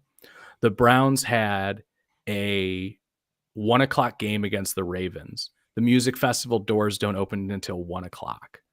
We get to watch kickoff at 10 o'clock. We go to the local Browns backers bar. We're treated like fucking royalty, Corey. Royalty. Because you are from Cleveland. Yeah, we walk in and we're like, hey, we're in town for the music festival. We're from Cleveland. You're from Cleveland? You guys are from Cleveland? Like you're here right now? Hey, these guys are from Cleveland. Hey, oh my God. Get them a fucking shot, dude. Pictures. Yeah. We got Great Lakes on tap. Come on. And we were treated like fucking royalty. The Browns kicked ass that game and beat the Ravens. It was beautiful. Nick Chubb went off for like 180. It was amazing. Fuck the Ravens. And then I'm hammered. And then, let's go watch Mount Joy at 2. Yeah, let's do it. Who's closing tonight? It was Chili Peppers. Oh, awful day. Oh no, the worst. Can't stop. And guess who was their opening act? Nathaniel Ratliff and the Night Sweats. Oh no, fuck, dude. And I think Incubus was just before that. It was great. God damn, did your neck hurt the next day from just doing this? It still hurts. What did Keith call it on your bachelor party? Oh, a bangover. A bangover. A bangover. When you leave a rock concert and then the next day your neck is just sore as fuck from head banging. It's a bangover. Keith, shout out Keith. I miss you already. I'll see you in October. Dude, I connected with Keith so famously. Dude, Keith's my guy. He's playing guitar for our wedding. I know. I'm so excited about that. He's just a good fucking dude. I love Keith. He's a good guy. Fucking dude. Isn't that the best? And I kind of get that experience here, growing up with Todd and Bobby and being that, Todd and I played next to each other in the offensive line for like a fucking decade. And Bobby and I grew up next door to each other when we were little kids. And then bringing you into the fold and then just watching you and Todd just fucking hit it off. Yeah, exactly. Or I was going to say, like, for your wedding, like I hit it off with like Sean and Rick and like those guys. Yes. And it's like, we have like a common friend, but fuck this guy. We'd be friends anyway. Right. Like if I died in a plane crash, I know I can die happy knowing that you, Rick, and Sean are going to be boys. Like I know. Exactly. That is one of the coolest things in life. And then when you come in October, you're just going to party with them. Yes, I will. I promise. Reverend Corey will be there. So back to football. Sure. You're saying the logistics of it. You don't, you would love to see UCLA come out to East Lansing in the middle of November. I think that would be fucking hilarious as well. I'd also love to see them compete against the Big Ten in hockey. Is that going to happen? I don't know. I don't know either. How does that work? I think it's just football and basketball, right? It just has to be. Those are the big money deals. Those are the only ones they want to care about. Everything's so. And here's the thing about hockey is that it's not. Those lines aren't drawn like that, right? For the longest time, like Bowling Green was in the same conference as Michigan, Ohio They were in State. like the Big Ten and like And Notre it's not Dame was even in the Big it. Ten, right? It Right, wasn't even the exactly. Big Ten, right? But it was a lot of the Big Ten schools. It was like Minnesota, Bowling Green, Miami, Ohio State, Michigan State, right? right, Miami, right, right. right. Those teams are not even in that in the Big Ten, right? That's not even a thing. So it'll be interesting to see how that shakes out for other sports. Baseball is one that I'm curious about, but just for sticking to the football thing, that's the more recent one coming up. The next thing on our list here, if you will, in the sports calendar as we drag on through the fucking dog days of baseball. But that's so boring. So boring this year. It's awful. Playoff baseball is pretty dope. Great. Amazing. But this season is just if your team's in it, because otherwise I don't just really asleep. It's just the Yankees, and they're just piss running everyone out of the stadium. And I digress. You think it's going to work? Do you think they're going to continue to add teams to the Big Ten? What's next? Is there another conference that's going to try and jump in and grab some of these teams and grow this thing to try and be the third? So Is it too late? The interesting thing will be, I believe the ACC still has like 2 or 3 years left on their TV deal. Mm-hmm. So the ACC still holds some pretty solid. They're probably the last conference outside of the Big Ten and the SEC that is still holding weight, because we've seen the Big 12 fall apart. Gone. And just the irony of these names too, between the Big 10 and the Big 12. Yeah. But it'll be interesting to see how that goes. The ACC had a really good poll a couple years ago, basically bringing Notre Dame in unofficially, where they play conference games, but they're still an independent. That'll be, I believe, in 2 to 3 years will be the domino that falls that decides how college football is played for the rest of our lives. What does the ACC do? Do they dissolve? Do they absorb? I think we're in a crash course for American League, National League, AFC, NFC, Eastern Conference, Western Conference. Like I think that's the way it's going to go. And I actually think that might be better for the game, because now that you have the name and image and likeness deals, really the NCAA is just, what do they do? What's their job? Why do we need them? The answer to that is you don't need them. Could they serve a purpose? Yes. And I talked about this a little bit last week. A governing body is fine. Yeah, but they don't need to be a governing body. And I made this point last week, I think it was. The SEC can govern themselves. They have made it very clear to the NCAA that they will fucking walk if the NCAA doesn't bend to their will. The SEC will leave. They will leave the NCAA, and they will form a separate semi-pro league outside of themselves. They don't need any. The NCAA needs the SEC. They absolutely need the SEC. It's not the other way around. And I think that the only way for the NCAA to survive is for them to lean into all of this and use the NIL as a tool to keep kids in school, to keep players in the program, to develop programs into farm systems for professional sports. And they can do that. You've already seen it start happening on its own. We mentioned that there's, guy that won Naismith Player of the Year in college basketball at the University of Kentucky. He was projected a mid-second round draft pick in the NBA draft. He went back to Kentucky for his final year of eligibility because he's making more guaranteed money through his NIL, and he will achieve his master's degree at the University of Kentucky due to that. And then enter in the draft next year, probably be a late first rounder or something like that, barring injury. But nonetheless, he has secured $2 million in a master's degree by staying in school. And that is one of the great benefits of the NIL and for the NCAA to survive, because I do think they are threatened here. Their existence is in question going forward because there's no need for them. The only reason for them to stick around is if they lean into this NIL, they support schools that build infrastructure around it to keep players in programs. And I think there's just massive benefits for it going forward. You had kind of touched on it on football, and I'll let you get back to that here in a second. But for basketball, I mean, just in terms of player readiness for the league, how many times, I mean, past the front 10 of the first round of the draft, how many of these guys are even getting second deals with the teams that draft them? It's just not happening. A Sure. lot of these guys just are not panning out in the NBA. And I think a lot of it is because they're just chasing money to get into the draft, and then they're just not being successful. So if they have an Yeah. infrastructure around them to keep them in school, develop their game, get better. Yeah. And I'll go Brian Windhorst on you and go, but what did the NBA do? But what about Utah? They didn't say you can just go from high school to the pros, but now you can join the G League. Like that's so like the NBA decided that is the better route to do. You can go to the G League for a year, get paid. Jalen Green, there's plenty of players now that are doing this, and you can get drafted that way.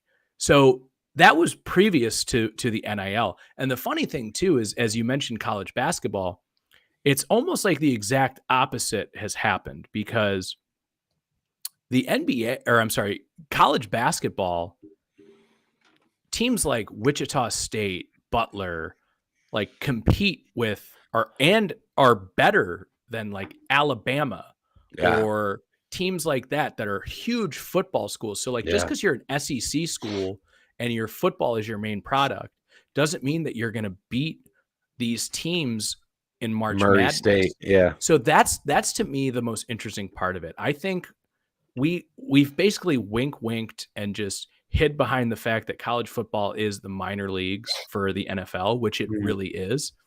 And for the NBA, it is and it isn't. Like you can go to a team that isn't a major program in the eyes of the common fan, but there's like these little pockets. Like Gonzaga is a perfect example. They're like a constant number one seed. They can never get it to the finish line, but they constantly get players drafted. And it's a good basketball school. And there's also amazing football schools. I think Alabama is probably the perfect example. Terrible basketball team. You've had some guy, Colin Sexton, who's been a good guy who's been drafted. Like there, don't get me wrong. There have been players that have been drafted out of Alabama, but you don't think of Alabama and think of good basketball. You're right, but I think that their basketball program has taken a lot of steps over the last few years. I mean, they've competed for the SEC regular season title over the last couple of seasons, and they continue to get better. But absolutely, you don't think of basketball when you think of Alabama. I don't think of football when I think of Gonzaga. That's for sure.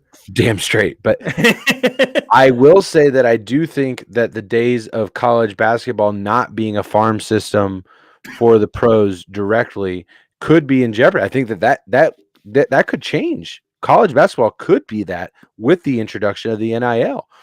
There's an incentive now to go to college, whereas there wasn't one prior. There were other outlets. You could play overseas. You could, because all it was is 1 year removed from high school. It's not 1 year in college. You can go play in the G League and make some money. Now you have these boosters and these programs built through these institutions that are going to pay you to come to their school, not just scholarship money. We're talking real fucking coin here to get these guys to come to these programs to boost ticket sales, to win national championships, all the things that go along with it.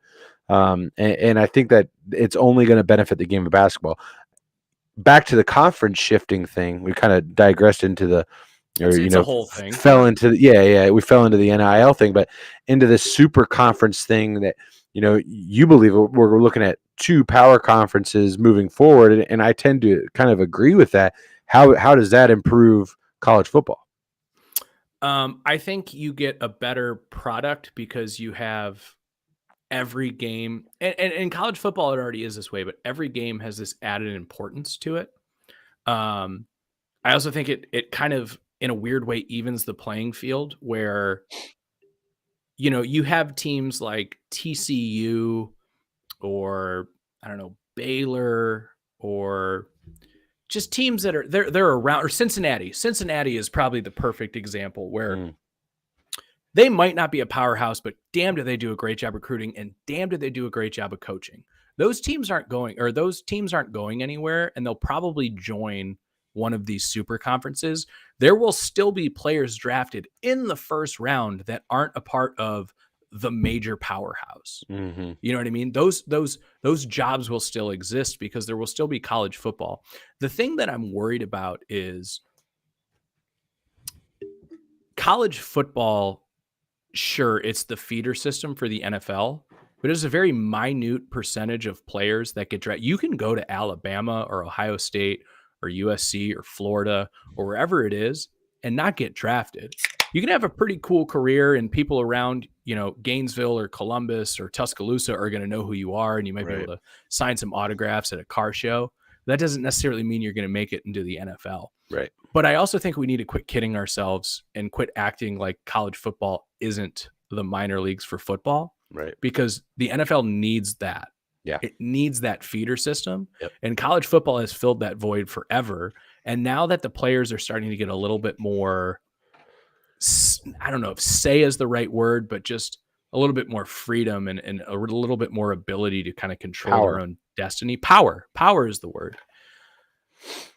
I really think we're kind of in a crash course to this destination, and it'll be interesting. But the Ohio States, the Alabamas, the Floridas, they're not going anywhere. No, they're going to lean into it, and yeah, I've beat this drum multiple times, but it's only because I continue to see the success of it. Is the University of Florida has leaned into this NIL deal massively by creating what is their Gator Collective, as they call it, which is a alumni and super fan backed entity supported by the university to bring players in, help them negotiate NIL deals, use their name, image, and likeness to do meet and greets or Zoom conferences with fans and get paid for it. And that is, the teams that are going to do that are the ones that are going to thrive. And go ahead. No, I was just going to say the thing that I think would be the most interesting, because now that it's an even playing field, so we're basically relying on endowment for Harvard. That's exactly what I was just going to say. Why can't Harvard be the best team in college football now? Because they can pay, they have more money than anybody. Well, the issue there, and that is going to be the big thing when you look at schools like Michigan, Michigan claims it. I don't believe it, but you look at schools like Notre Dame, or you look at schools like Harvard or Yale or Stanford. I believe Michigan belongs in there. It's like vinegar in my mouth, but yeah, I agree. Michigan claims it. They bullshit it, though. They change their academic requirements very frequently. It's the same thing as like Ohio State is a great academic school. It is if you want it to be. It is. So what I'm saying is that schools such as Harvard require that as the first priority. And I don't know that a school like Harvard or Brown or Yale or Stanford is willing to jeopardize that aspect, because that is where their endowment comes from. Their endowment doesn't come from football. It comes from academics. That being said, do they currently have the endowment to create the best football team that has ever been seen in college sports? Yes. They have a $35 billion endowment, the largest endowment in college sports. And honestly, it was kind of funny to me that you said Harvard, because that is actually exactly where I was going. But I think we're a little bit off on my point of it, because no, I don't think that they will necessarily be Alabama by any means. I still think they will have academic requirements, but I also don't think they're going to get sucked out. Yeah. You know what I mean? Like they could be in Oregon, or they could be in Notre Dame. Poker chips. They have the poker chips to sit at the table. Yeah. And I think that's what it's going to come down to, is being able to lean into that. Like I just said, is being able to embrace this as a generator for your school. It's going to suck for our Bowling Greens, our Central Michigans, honestly, any MAC school, any, like Tulsa, like schools like that. You know what I mean? Like there will still be guys that are drafted from those schools. That will here's the happen. thing. Here's the thing is I don't know that it will. Because I think for the top tier guys, like all the top tier guys are going to go to the same schools that they were going to go to. But I think it levels the playing field for those top tier guys. But let's say you're a fringe guy. Let's say you're like a 3-star. Excuse me. Let's say you're a 3-star that 10 years ago you got a scholarship offer from the University of Alabama. You might not start till your junior year. You're going to go. You're going to the University of Alabama. You're going. Absolutely, you're going to go. Yeah.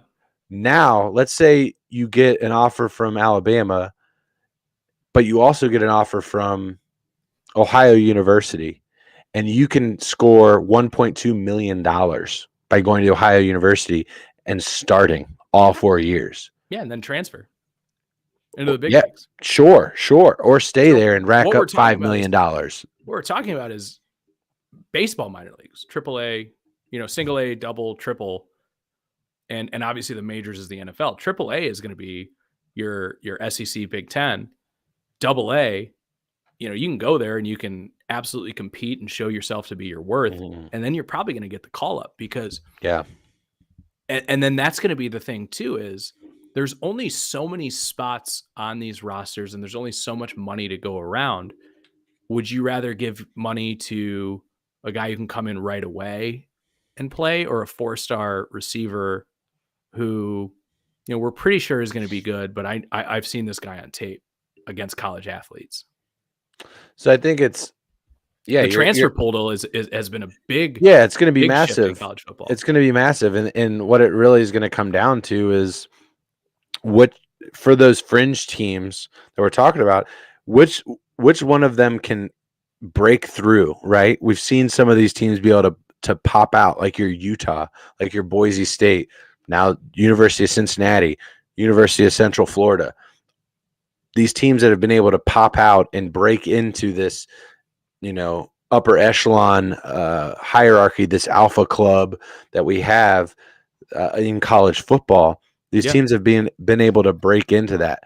Who is going to be able to do that through the NIL, through this super conference thing? And I do think that you are going to see some of these teams like your UCF that clearly have a great backing from a booster perspective, clearly have a great recruitment program, have a great program in general to be successful in what they have, like a University of Cincinnati, all those teams I just mentioned. Which one of these teams are going to start falling left or right in terms of SEC Big Ten, SEC Big Ten? And do you fall into like a north-south kind of thing? Well, you kind of lost that with USC, UCLA. Yeah. So what's interesting is we've talked about this with American sports a lot, but there's not a league better set up for relegation than college football. Yeah, there's a guy here. Go ahead. Like I was gonna say, like you were talking about teams that pop here and there. You have teams that pop here and there in your grandfathered in Big Ten or SEC. Yeah. Like Northwestern, for instance, is not necessarily better than UCF. Right. But is Northwestern going to be the team that now is recruiting the transfers from Bowling Green and Ohio University? Maybe, and maybe that's how they get good. But I actually think this could be really, really good for college football if we just go head first into the relegation part. Yes, of it. Dude. I love it. You have your two major again, call it American League, National League, however you want to do it. Every team splits it up in half. Yeah. From the pros, right? Let's quit. Just don't call it legends and leaders or whatever the fuck the Big Ten is. Well, they won't be able to do that anymore. Yeah, just not that. Yeah. But I would love to see college football embrace relegation to where. So explain that again to just, in case somebody doesn't know what relegation is. Basically, the way it works for like English Premier League and a lot of European professional soccer leagues, the way that it works is typically it's the bottom team. It's typically only one team. I think you could do more than one team in college football when you're talking about this large scale in terms of amount of teams. The lowest team is up for relegation. They then play the champion of the lower tiered league. Right? Am I describing that correctly? They then play the champion of like your double A. So the triple A team that comes in last place plays the double A team that comes in first place. And if that double A team beats them, they're down in they're double the A big the leagues next. now. Yeah. And then they're boosted up into the. So let's put that into perspective. So like, let's say UCF beats Northwestern UCF beats or Northwestern Vanderbilt. or Vanderbilt. Perfect example. South Carolina, Rutgers. One of those teams gets beaten by a Conference USA or an American conference or shit. We could be on the verge of Big 12, right? One of those teams beats another one of those Power 5 teams, as they're referred to right now. They are then out. And they are in Conference USA or the American Conference. And that team that won is now in the Big 10, SEC, Big 12, whatever it is. So, I think that would be absolutely amazing. And I think it would just be so good for the sport. It would give opportunity for growth to these programs that haven't seen it yet, based on one thing and one thing Winning. alone, and that is merit. Yeah. Absolutely. And I also think it gives an opportunity for those teams that are knocking on the door. Like we have it every, because we have a 14 playoff. We both agree that that's not enough. I think 8 would be the good number. Give me some out of big conference play-in teams. Like again, and I know Boise State's in, I think the Big 12 now, or the American or whatever it is. But like Boise State of when they beat Oklahoma. I think they're still in the Mountain West, actually. I don't think so. Really? Okay. No, I don't think so. They're not in the American Conference. They're not in the American Or like Conference. Cincinnati, right? So like when the Big East broke up, they joined the American Conference. Yeah.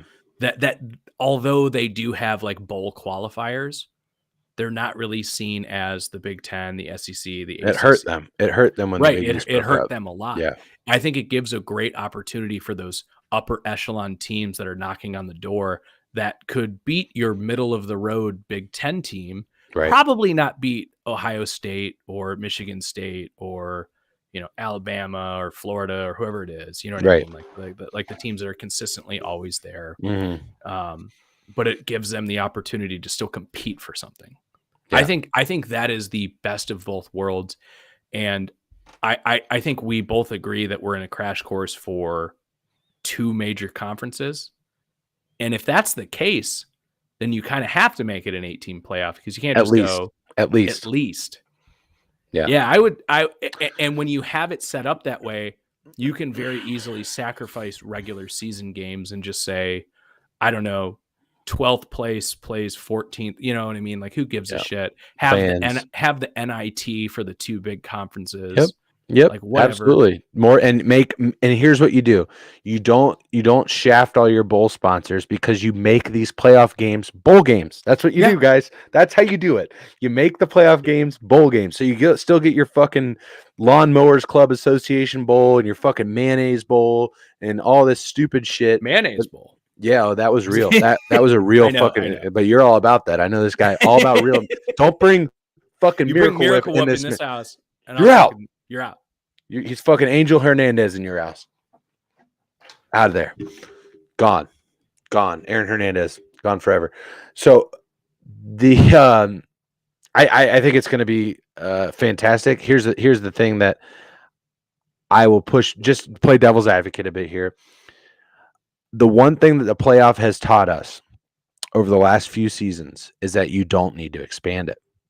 And the reason why I say that is because it is very clear who the 2 best teams are every single year of the last 3 seasons. It's very clear. In my opinion, the semifinal games have proven that. They have not been close.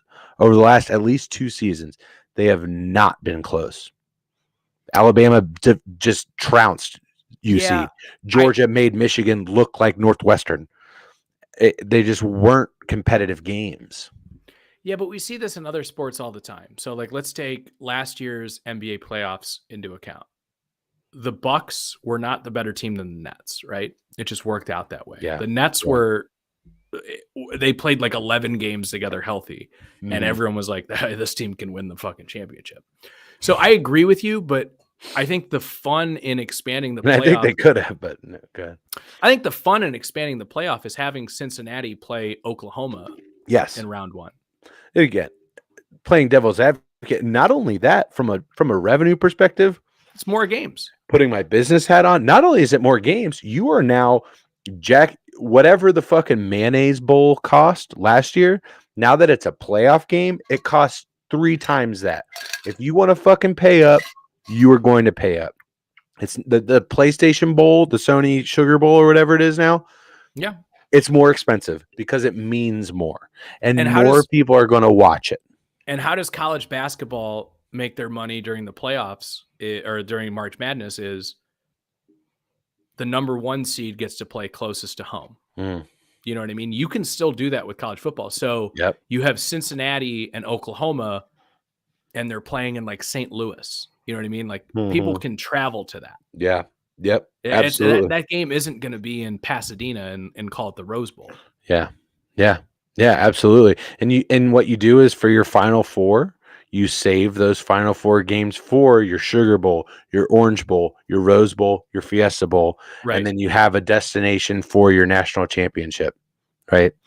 And I'm all about chaos. So here's the thing, like if you expand it out further, yeah, probably Alabama still wins it all. You know what I mean? But maybe. we're introducing more chaos. But maybe fucking Maybe they not. Maybe fucking not. And I'm all about that because that is my biggest thing about college football over the last few years has just been I know who is going to be at least one of the teams that's going to be in the championship game. I know every year going into it, at least Alabama and somebody. Yeah. And I haven't been wrong over the last few years. I was wrong. I was wrong Joe Burrow's year, obviously, but we knew Clemson was going to fucking be there too. Can you know imagine what I mean? the madhouse though for like a round 1 where it's like Cincinnati versus Notre Dame in Columbus? Oh God. I mean, we saw Cincinnati at Notre Dame this year. Tons of UC fans went out to South. That's what I'm saying, dude. Tons of UC fans went out there. Yeah, just just drawing it out. Let's say you get like Utah versus Oklahoma at Mile High or something. Amazing. Like, dude, it's gonna be nuts, dude. I'm getting goosebumps just thinking about how fucking cool that would be. So cool. And I'm thinking we should have led with this topic because we're just amped about it, and I love it. Yeah, it's gonna be hard to sleep. No, but this has been a great show. We're coming up here on 2 hours now, and it's because we have just like 20 plus 20 from the first show that didn't exist. But we it's been a fantastic show. I think honestly we need to get this thing out for people to hear it again because it's a great one to just listen to. We've had some great topics. We appreciate everybody that stopped by and dropped in tonight. We will be back next week on Tuesday, Wednesday, and Thursday. So be sure to check us out. If you don't already, follow us on Twitter, rally_Tau_S. We're on YouTube and Facebook as well. And I think Bobby's getting a fucking TikTok going for us. Oh boy. Where you'll be able to see what a youngling. What a youngling. Where you'll be able to see my shotgun video from the shores of Wolverine Lake, Michigan. So we're gonna need to get the 4 of us on and finally do the light beer draft. Oh, we are gonna do a beer draft. I think we've decided it's not gonna just be light beers, right? Oh, really? I think just non-craft beers, I think is the thing. Okay. So just like common beers that you could get at any, gas station, liquor store or something like that. Like something everybody's going to know. Like I'm not going to just say, well, there's this cool grapefruit hazy that with mint notes and stuff. I don't want to give my picks away, but I was asking this. Well, no, but that's good clarification. Okay. Because I was asking like what qualifies as a light beer. Right. Because, for instance, I might have like Modelo, although it's not technically a light beer. So if it's all beers, right? I like it. I do. I like it. We're gonna do a light beer draft. I think next week we're gonna try and get this when we all 4 can get on the show or a beer draft. Oh, this might have to be an 8-rounder then if it's not just light. Oh, dude, we could get a full roster going. Well, we're gonna judge the draft order. You get to start one at power forward. We're gonna judge the draft order based on nipple size, I think is what we decided. So that'll be interesting. That's too bad. Yeah, but you could get that 4-5 combo, buddy. You could get that. But I got on the turn. Like, I have one on the top of my board that if it falls there, it's a miracle. Yeah. All right. Well, we appreciate everybody for dropping by tonight. It has been I think one of my favorite shows that we've had of late, Aaron. It's been fantastic. We've had some Yeah, we great have fun. discussion. And I appreciate everybody coming by tonight. Go ahead and follow us on all the socials. We will catch you next time. For Aaron, I'm Corey. This has been Rally Towel Sports. We love you, and good night.